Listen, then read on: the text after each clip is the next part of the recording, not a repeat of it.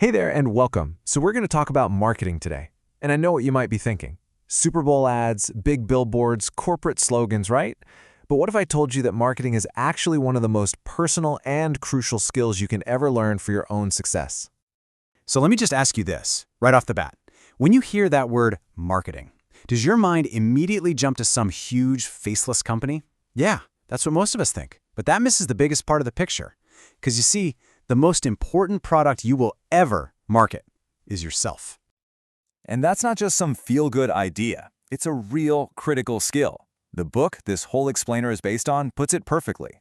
Your ability to market yourself is absolutely critical to your success. Think about it. Every time you write a resume, polish your LinkedIn profile, or walk into a job interview, you are marketing. You are communicating your unique value to the world. Okay, let's really get into this. Our first big idea is that everyone is a marketer.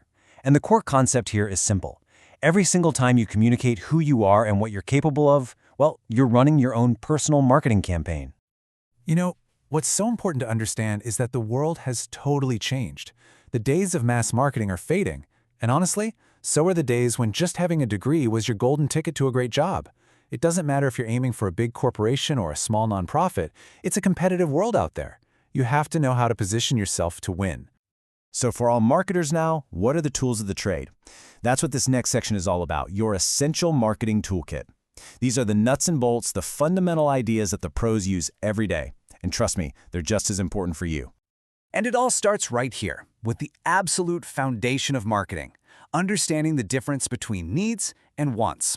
A need is basic. It's essential for survival. Things like food, water, safety.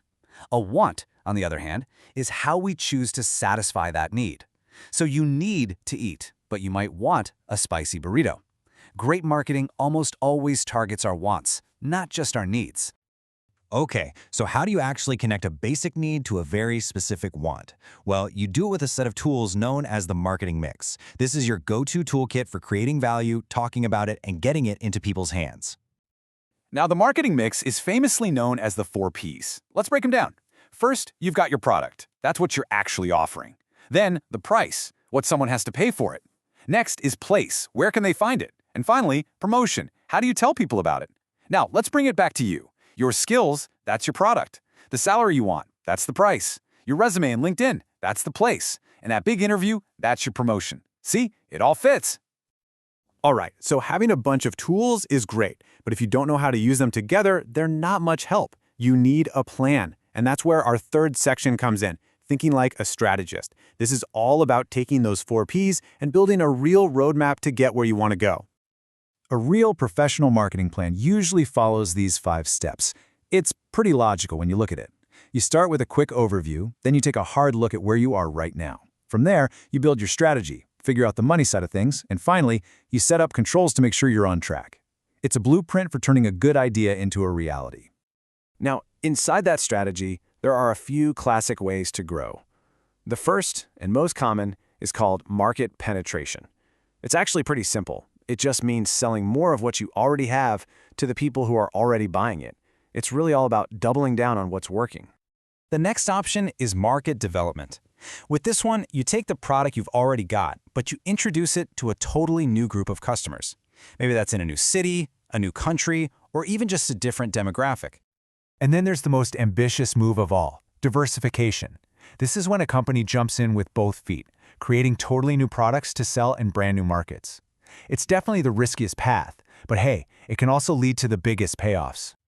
So all this theory is fantastic, but what does it actually look like out in the real world? Well, Section 4 gives us an amazing inside look from Jaime Gaudet, who's a market director at the insurance giant Aflac. So just how big of a deal is marketing at a company like Aflac? As Jaime explains, their main product, insurance, is something you can't even see or touch. And yet, their marketing has been so incredibly effective that the Aflac Duck has over 80% brand recognition. Just think about that. That one number is an amazing testament to what smart, consistent promotion can do. So what's her advice for us? It's all right here in this quote. Her whole philosophy is to start with your passion, because when you do that, the marketing part becomes natural. It becomes authentic. You're not just trying to be happy making a living, you're making a living from what actually makes you happy. There's a huge difference.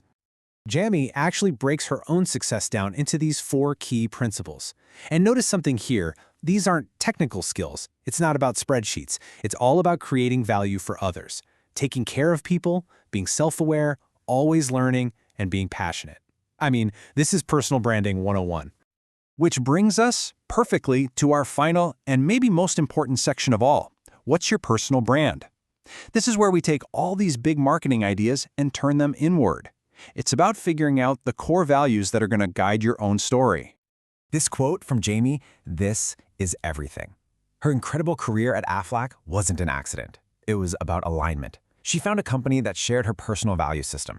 And when you find that kind of synergy, that perfect match between your own personal brand and a company's brand, you're building a foundation for some serious success. And if you're wondering what a company's values look like in the real world, well, this is it. These are Aflac's 7 commitments. And they're not just vague corporate fluff.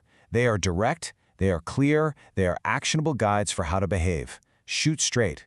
Your problem is my problem. That is what it means for a brand to know exactly what it stands for. So there you have it. We've gone from the basic tools of the trade to high-level strategy to seeing how it all works in the real world, for huge companies and for our own careers. In the end, it all comes back to you. You have the tools. You have the strategic playbook. So the only real question left is, what story are you going to tell?